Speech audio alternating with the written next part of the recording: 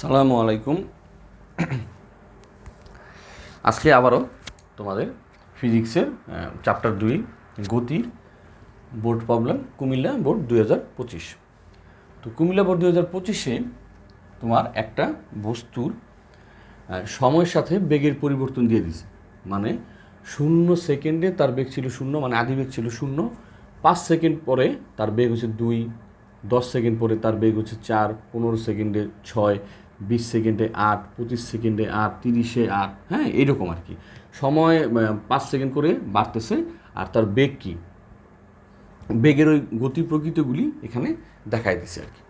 তো গ নাম্বারে তোমার এখানে কি বলতেছে, গ নাম্বারে বলতেছে যে গাড়িটি বা বস্তুটা 40 সেকেন্ডে মোট অতিক্রান্ত দূরত্ব, তার অতিক্রান্ত দূরত্বটা চাইছে। যেহেতু সময় অতিবাহিত হচ্ছে, তার বেগ আছে, সে তো কিছু না কিছু দূরত্ব অতিক্রম করছে। তো এই 40 সেকেন্ড পর্যন্ত সে কতটুকু দূরত্ব অতিক্রম করলো তার এই বেগের ইসের মাধ্যমে, বিভিন্ন ধরনের বেগের মাধ্যমে, হ্যাঁ, ওইটা আমাদের বের করতে বলছে। তো চলো প্রথমে শুরু করি। তো শুরু করার আগে আমাদের একটা জিনিস জানতে হবে যে একটা বস্তুর যেই গতির যে ইগুলি থাকে, তোমার প্রকৃতিগুলি থাকে, এর মধ্যে দুইটা জিনিস আছে। একটা হচ্ছে সমবেগ, একটা হচ্ছে সমবেগ। গতিশীল বস্তুর ক্ষেত্রে একটা সমবেগ, একটা কি সমত্বরণ। এই দুইটা জিনিস, যে সে সমবেগে যাইতেছে, তার বেগের কোনো বৃদ্ধি নাই, তার বেগ বাড়তেছেও না কমতেছেও না। আরেকটা হচ্ছে তার বেগ বাড়তেছে অথবা কি তার বেগ কমতেছে। এই দুইটা স্টেজ, যে বেগ একই রকম থাকবে, আরেকটা হচ্ছে কি বেগ পরিবর্তন হবে। ঠিক আছে, এখন এই দুইটার জন্য দুই ধরনের সূত্র। বেগ যদি পরিবর্তন হয়, মানে ত্বরণ এবং মন্দন আছে, তখন হচ্ছে ত্বরণ মন্দনের সূত্র, যে জায়গায় এটা থাকবে এ, যেই গতি 4টা সমীকরণ জানি আমরা, হ্যাঁ, ওই 4টাই হচ্ছে তোমার ত্বরণের। আর সমবেগের ক্ষেত্রে হচ্ছে এস ইজিক্যাল টু ভিটি। এস ইজিক্যাল টু ভিটি, অর্থাৎ সমবেগের ক্ষেত্রে আমি ইউজ করবো এস ইজিক্যাল টু ভিটি। আর ত্বরণ বা মন্দনের ক্ষেত্রে আমি যে ওই 4টা সূত্র ছিল, এই সময় ut plus half ut square, তারপর ভি স্কোয়ার সমান ইউ স্কোয়ার প্লাস 2s, তুমি এখানে কিন্তু এই দেখতে পাচ্ছ। আবার 2 নম্বর সূত্রটা কী ছিল, এস সমান সমান u plus v by 2 into t. তুমি বলতে পারো যে স্যার এখানে তো এ নাই, এই নামক যেই ভেরিয়েবলটা আছে ওইটা তো নাই, ত্বরণটা তো নাই। এখানে ত্বরণ নাই, কিন্তু একটা জিনিস খেয়াল করো, u plus v by 2 into t, এখানে ডাইরেক্টলি ত্বরণের অপশনটা নাই, এ নাই। কিন্তু দেখো তো এখানে ইউ আর ভি আছে না, ইউ ভি থাকা মানে কি, ইউ হচ্ছে কি আদি বেগ, বি হচ্ছে কি, ভি হচ্ছে কি শেষ বেগ। তো আদি বেগ শেষ বেগ আছে, এর মানে কি, এর মানে হচ্ছে যে আদি বেগ শেষ বেগ ভিন্ন। এখন আদি বেগ শেষ বেগ যদি ভিন্ন হয়, তাহলে বেগের ভিন্নতা আছে, বেগের ভিন্নতা থাকা মানে এখানে অবশ্যই কি আছে, ত্বরণ মন্দন আছে। বুঝতে পারছো? আচ্ছা, তো আমাদের যে গতির সমীকরণ, এই যে ডায়াগ্রামটা দিয়ে দিছে, সরি, এই যে চার্টটা দিয়ে দিছে, এই চার্ট থেকে আমাদের যে 40 সেকেন্ড পর্যন্ত আমি অতিক্রান্ত দূরত্ব বের করব, ওই জায়গা থেকে প্রথমে আমার বের করতে হবে যে গতির প্রকৃতিগুলি কীরকম। কোন জায়গায় ত্বরণ আছে ওই জায়গায় ত্বরণের সূত্র, কোন জায়গায় মন্দন আছে ওই জায়গায় ত্বরণ মন্দন বিশিষ্ট সূত্র, কোন জায়গায় সমবেগ আছে সেই জায়গায় সমবেগের সূত্র। আচ্ছা, আমরা খেয়াল করি, 0 সেকেন্ড থেকে সময় 40 সেকেন্ড পর্যন্ত বাড়ছে, 5 সেকেন্ড করে।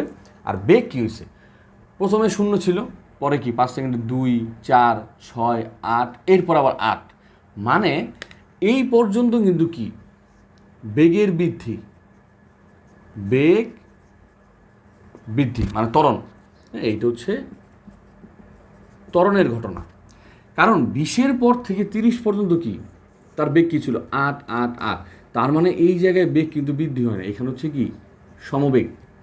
তাই পুরোটার মধ্যে একটা সূত্র অ্যাপ্লাই করলে হবে না, গতির প্রকৃতিগুলি বুঝে স্টেপ বাই স্টেপ যতটুকুর মধ্যে যেই ক্রাইটেরিয়াটা অ্যাপ্লাই হবে, ওইটার মাধ্যমে ওইটার সূত্র ইউজ করে আমার দূরত্ব বের করা লাগবে।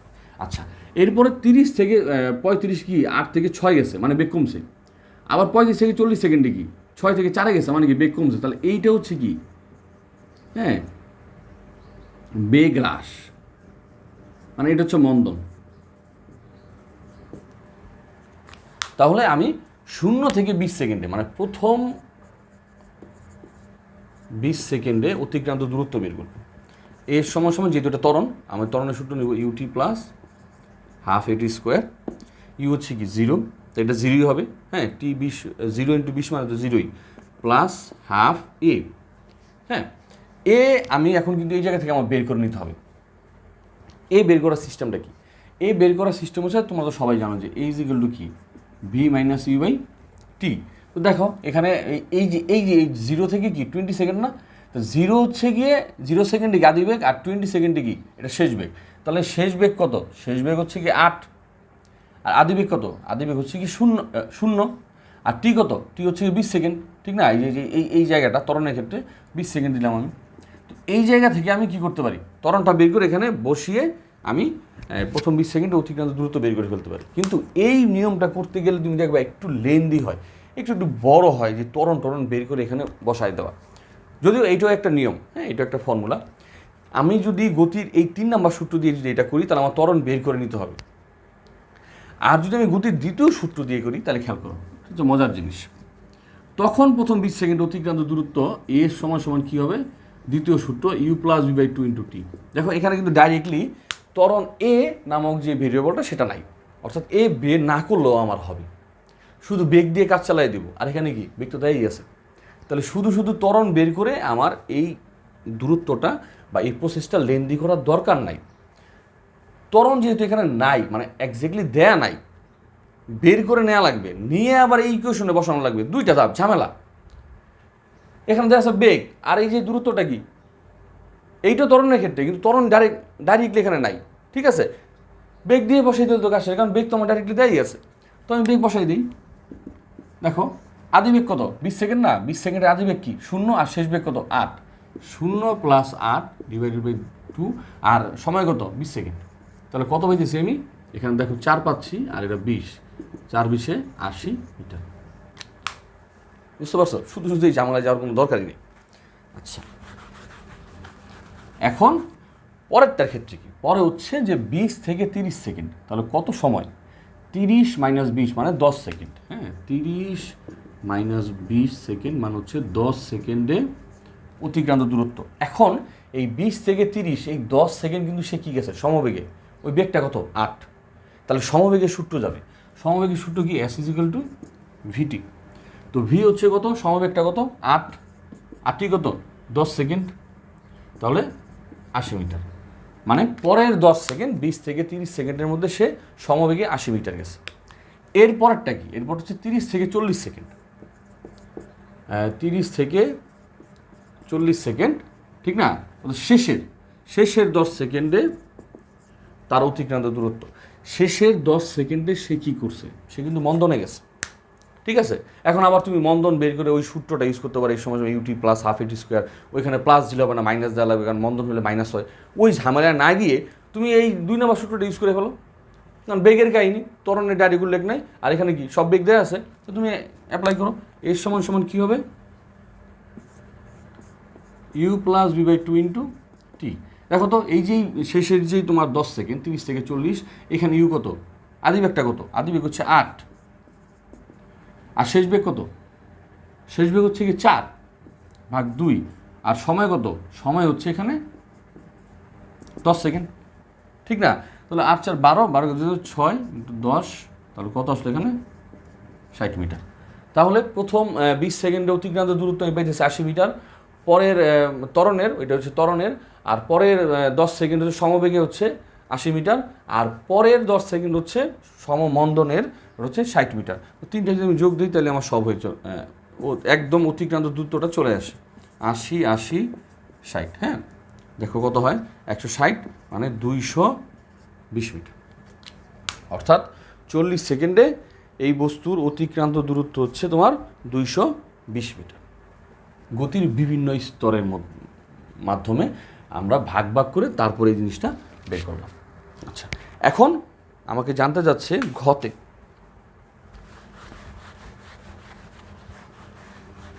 ঘতে বলতেছে যে গতির যে প্রকৃতিগুলি আছে, এইটা তুমি লেখচিত্রের মাধ্যমে প্রকাশ করো।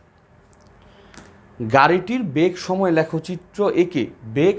লেখচিত্র এঁকে এর বিভিন্ন অংশের গতির প্রকৃতি বিশ্লেষণ করো। গতির প্রকৃতি মানে দুইটা জিনিস, একটা হচ্ছে সমবেগ, আর একটা কি? একটা হচ্ছে বেগের পরিবর্তন নাই, একটা হচ্ছে বেগের পরিবর্তন। বেগের পরিবর্তন না থাকলে সমবেগ, আর বেগের পরিবর্তন হলে কি? সেটা ত্বরণ হইতে পারে, মন্দন হইতে পারে। এই দুইটাই ক্রাইটেরিয়া, ঠিক আছে? আচ্ছা, এখন লেখচিত্রের মধ্যে আঁকতে বলছে কি? আমাদের আঁকতে বলছে বেগ সময় লেখচিত্র। বেগ সময় লেখচিত্রের মধ্যে সময়ও দিয়ে দিছে, বেগও দিয়ে দিছে। তো একদম সহজ জিনিস। এক্স অক্ষে আমরা কি রাখবো? আমরা এক্স অক্ষে রাখবো তোমার বেগকে, আর ওয়াই এক্স অক্ষে রাখবো সময়কে, ওয়াই অক্ষে রাখবো কি বেগকে। আচ্ছা, তো এক্স অক্ষে সময়কে রাখি 0, 5, 10, আচ্ছা 5, 10, 15, 20, 25, 30, 35, 40, হ্যাঁ এক্স অক্ষে আমি সময়কে রাখলাম। আর ওয়াই অক্ষ বরাবর আমার যাবে, বেগ যাবে। হ্যাঁ, বেগের দেখো 0 থেকে শুরু এবং সর্বোচ্চ কত 8, তাহলে আমি লিখতে পারি 2, 4, 6, 8। ঠিক আছে, ওয়াই অক্ষ বরাবর আমি বেগ রাখলাম। খেয়াল করো, এখন এইভাবে আমি একটা লেখচিত্র আঁকি যে 0 সেকেন্ড সময়ে বেগ কত ছিল 0, এইটাই এই বিন্দুটাই। হ্যাঁ, আচ্ছা 5 সেকেন্ডে 2, তাহলে 5 সেকেন্ডে 2 হলো এইটা, এই বিন্দুটা। তারপর কি 10 সেকেন্ডে 4, 10 সেকেন্ডে 4, ঠিক আছে 10 সেকেন্ডে 4, 15 সেকেন্ডে তোমার কত 6, 15 সেকেন্ডে এখানে কি আসতেছে 6 আসতেছে, 15 সেকেন্ডে 6, তারপরে 20 সেকেন্ডে কত 8, তাহলে 20 সেকেন্ডে আসলো তোমার 8, 20 সেকেন্ডে 8, 25 সেকেন্ডে কি 25 সেকেন্ডে 8, 30 সেকেন্ডে কত 8, তারপরে 35 সেকেন্ডে কি 6, 35 সেকেন্ডে তোমার আসছে 6, হ্যাঁ, আর 40 সেকেন্ডে কত 4, 40 সেকেন্ডে এখানে আসছে আমার 4। ঠিক আছে, এই বিন্দুগুলো আমি স্থাপন করলাম। এখন একটু খেয়াল করো, এগুলো যদি আমি যোগ দিই,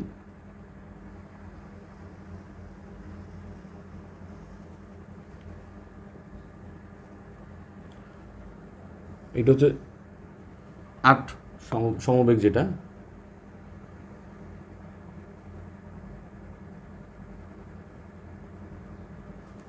এই আমার বেগ সময় লেখচিত্র অঙ্কন হয়ে গেল।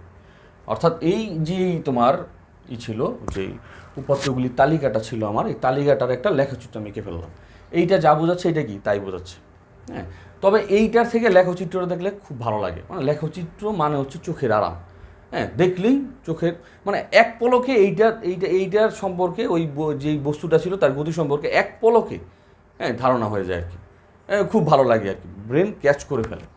আমাদের ব্রেন কিন্তু তোমার ছবির মাধ্যমে মনে রাখে, আমাদের ব্রেনের যে গ্রাফিক্যাল প্রেজেন্টেশনগুলি সে বেশি মনে রাখে।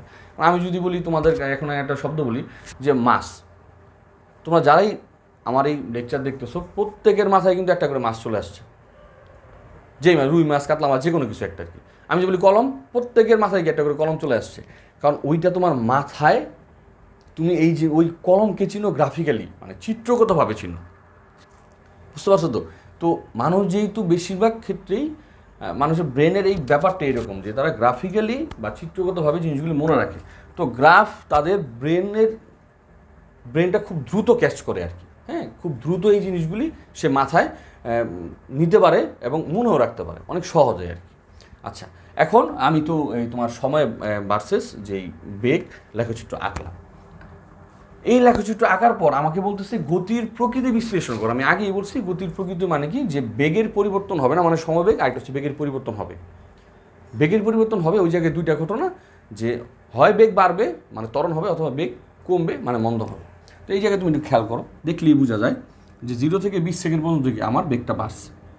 তার মানে কি এই পর্যন্ত এই যে স্তরটা ও, আমি বললাম এইটা ধরো এ, এইটা বি, এটা হচ্ছে সি, মানে ও এ, এই জায়গাটা মানে এই সেক্টরটা কি তোমার বেগ বাড়ার প্রথম 20 সেকেন্ডে। তার মানে কি এইটা হচ্ছে ত্বরণ। তারপর 20 থেকে 30 সেকেন্ড এ বি, এখানে বেগ বাড়া নেই, তার মানে এই স্তরটা কি সমবেগ।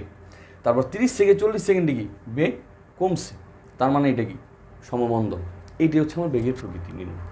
এখন বেগের প্রকৃতি নির্ণয় করতে বলছে, আমি এই বেগের প্রকৃতিগুলি বলে দিব এবং তার যে ত্বরণটা কতটুকু হচ্ছে সেটাও বের করে দেখাই দিই। যেমন ওই অংশে